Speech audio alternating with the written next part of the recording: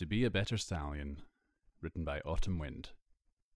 Chapter the First, The Paragon of Fools.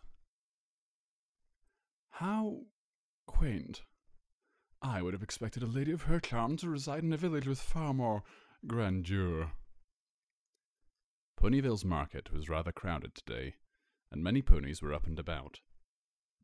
Stallions and mares everywhere held shop, proudly offering their wares to every pony out shopping. Younger colts and fillies bounded across the marketplace, galloping to meet their friends. To the left, 3 flower fillies were discussing thorny roses with a unicorn whose flank bore a safety pin. To the right, a turquoise unicorn mare and her earth pony companion were pondering the wares of a famous apple stand. Rushing across the sky with a bag of letters, a blonde-maned grey Pegasus sped to her next delivery. Her eyes carefully watched the scenery ahead and to her left, respectively. However, of all the ponies strolling around the market, none attracted as much attention as the young unicorn stallion strolling down the main street.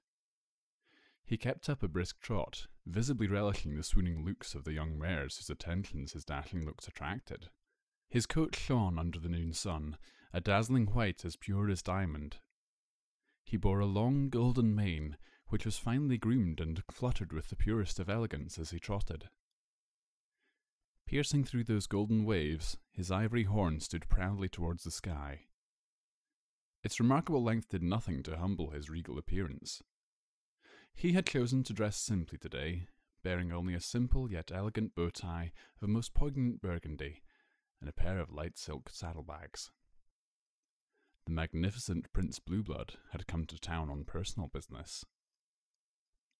Despite the multiple fillies observing him with curiosity and interest, his attention was directed to a single point: Carousel Boutique. He could have recognized it out of 100 other stores. Between the lacy curtains, the elegant arabesques, the diamond motifs, and those most lovely silhouettes, there was no doubt that this was the boutique he had been looking for. Prince Blueblood's favourite fashion magazine had had only the greatest of praises for Rarity's first attempts at dabbling in colts' tuxedos. "Oh, Rarity! Wonderful Rarity! How marvellous it is to find you at last! I have so long awaited the day where I would see your beautiful eyes anew, and finally it has come! Our first date at the gala wasn't the epitome of perfection, I'll concede. You were not ready to face the hardships of accompanying an aristocrat such as I, and you made a few mistakes, but nothing unforgivable. The attack of that monstrous mountain of cake provoked you into losing control of your frustrations, I can presume. You obviously said words you did not mean. Noticing one's failures to hold up to certain standards can be so disconcerting, I know. After all, why would you blame me, who was so kind as to accompany you through the gala all night, making sure you would not have to mingle with the lesser ponies? Curse that blasted cake! At the sight of all that icing everywhere, I passed out, and you were forced to leave before I came back to myself. But Rarity, oh beautiful Rarity, I have sought you out once more, and now nothing will stop us.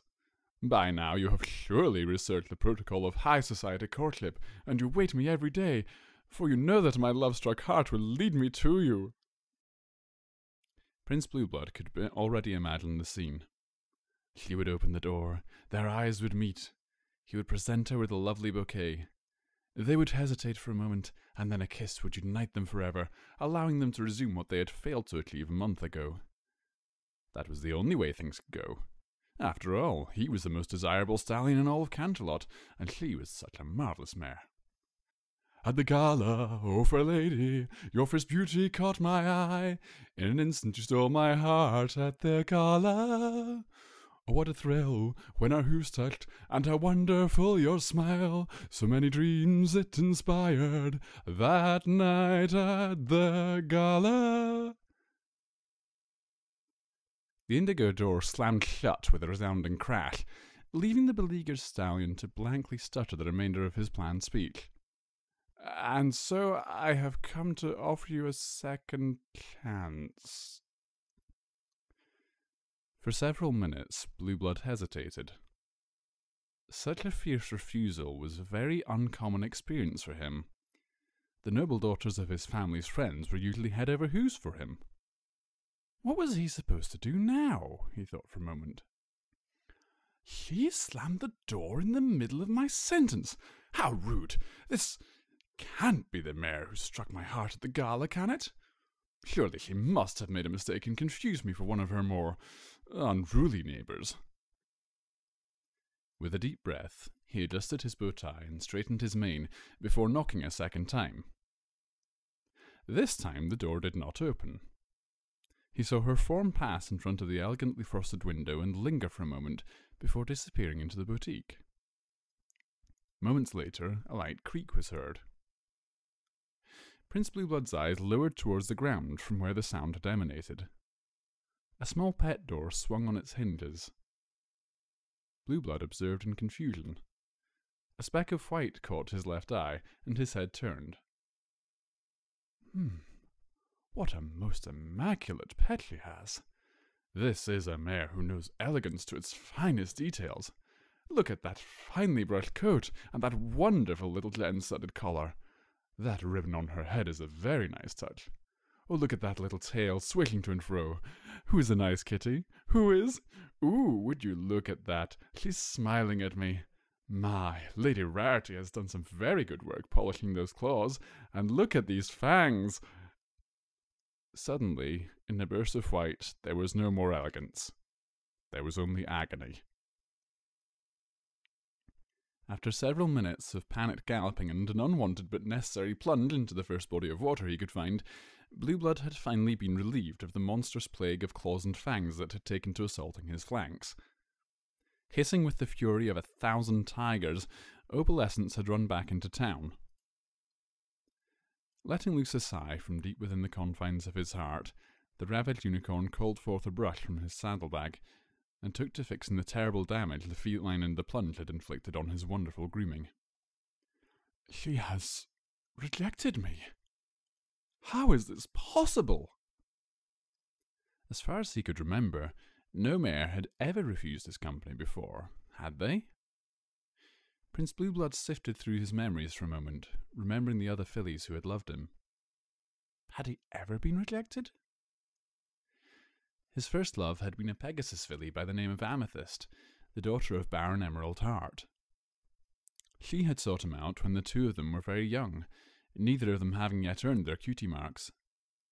They had shared some happy days, but his mother had forbidden him from seeing her again. Supposedly, Amethyst was not truly invested in their family's well-being, and would only dampen their honour.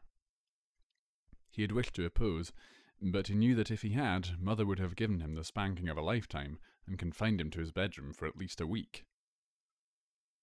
There had been more fillies like her.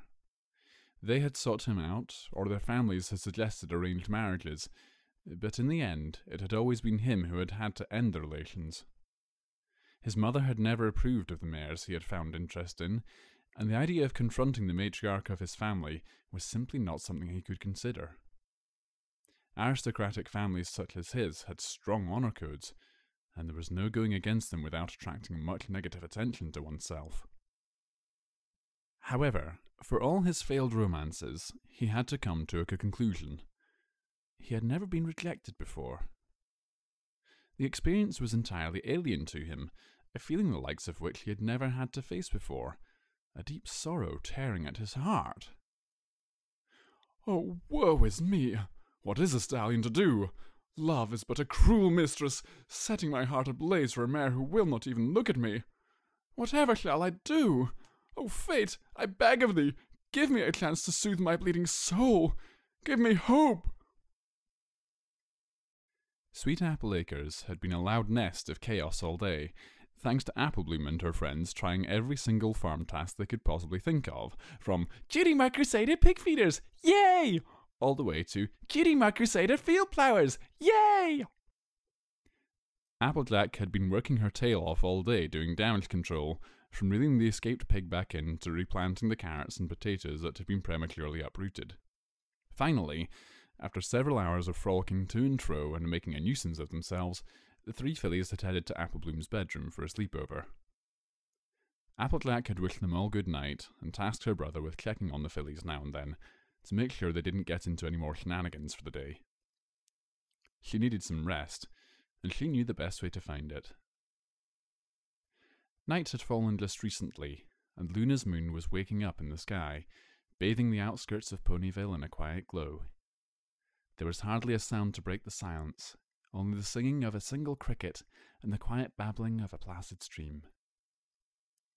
Applejack was out on the quiet path to Fluttershy's cottage, figuring her Pegasus friend wouldn't be too busy at this time of the evening and would appreciate an impromptu friendly visit. After all, by now, most of the animals had gone to sleep. After a few minutes of trotting, a white figure attracted her attention in the distance. Applejack took a few more steps to get a better look, trying to identify the mysterious pony. It was a young white unicorn stallion, just a little older than her. He was slumped over by the riverside, just looking at his own reflection. His stature was quite large. He looked to be almost as tall as Big Macintosh, if a lot thinner. His grooming could have easily rivaled that of Rarity, Applejack thought to herself. Perhaps he was a visitor from Manhattan or Canterlot. Then, as she approached just a few steps more, she spotted his cutie mark. That 8-branch compass star, she knew she had seen it somewhere before. Where had she met this cult before? Her mind went on a wild rodeo, trying to stick a name and history on that silhouette. He was a city pony, that much was sure. Perhaps she had met him at school in Manhattan. That would have been rather unlikely. After all, that was so long ago, she wouldn't have recognized one of her classmates this easily. Had she seen him at the gala? The realization struck her. Of course! It was all clear now. Rarity had come to her apple stand with this noble coat during the gala. He had been one of only 2 ponies to try her pastries during the whole night, and he had had the rudeness to spit it back out. She remembered offering them the pastries on the house when he had made it clear that he expected Rarity to pay.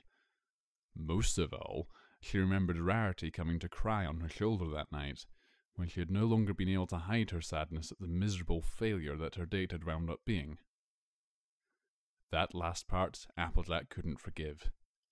She didn't know why Blueblood had come to Ponyville, or why he was out there sitting by the river, but she knew she had a few choice words to tell him. She sped up into a gallop, her hoofs thundering as she approached him furiously. "Blueblood, I got a piece of my mind for you. I don't know what kind of stuck-up upbringing you got as a foal, but back in my neck of the woods, stallions learn to treat a lady with respect. You really went and upset my friend Rarity there at the gala, and I won't stand for that. You're gonna get back to Rarity's this instant and present her with some well-deserved well, I sure wasn't expecting that." Applejack had figured Blueblood would get mad at her. She'd figured maybe one of his guards was hiding and would get the drop on her. She was ready for that. She'd expected him to lash right back at her, to call her a country bumpkin with no manners, or perhaps to simply throw some vicious invectives out before vanishing into the night. She was ready for that, too. She was also ready for him to completely ignore her. However, never in a million years could she have predicted the reaction she got from Blueblood. The unicorn had turned to face Applejack with the most pitiful face she had ever seen. He kept his eyes down to the ground, refusing to look at her directly. His normally pristine cheeks were drenched with bitter tears. His ears hung limply on either side of his head. Applejack hadn't seen such a miserable face since her little sister's, when the filly had expressed sadness at Twilight Sparkle not staying for the family brunch. Blueblood hesitated for a moment. Doubts were running through his mind at full gallop. Rarity had been the first mare to ever call him out on his behaviour. However, Rarity had also been the first mare he had been involved with who was not herself part of Equestria's aristocracy. A painful sob escaped him. Is that really how I come off? Rude and stuck up? Applejack didn't need to pause. The answer was immediate to her. She'd seen some of his antics first hoof at the gala, and she'd heard many tales of his misbehaviour from Rarity. She gave an awkward chuckle. Yep. That's exactly it. Clear as day. Prince Blueblood blubbered for a moment, seeking a rebuttal to her perceived slight. To his great disappointment, nothing came of it. By now, he was fully aware of his behaviour. Between Rarity's words finally striking home and the farmer mare's strongly worded criticism, even the most oblivious of colts would have had no choice but to recognise his faults. Blueblood stuttered a few times before finally giving in to hysterics. But, Oh, who am I kidding? I'm hopeless. Prince Blueblood, the tragic foe. What is the purpose of a noble colt who has known only perfection all his life? What is the fate of a pony who knows not hardship or pain, when one cruel day they opt to wage war on his soul? As he spoke, Blueblood slowly rose back onto his feet, gradually rising higher and higher on his hind legs. His front hooves were quivering and flailing about in synchronization with his dramatic ranting. "Oh, Equestria! This poor colt begs you, give me hope! My mind is but the destroyed ruins of the dreams of a city of gold! Just now I find myself a mere shadow of the stallion I sought to be. Incapable of being a paragon, I have instead become a fool!" Blueblood had reached an almost vertical posture, his forelegs pointing straight at the sky.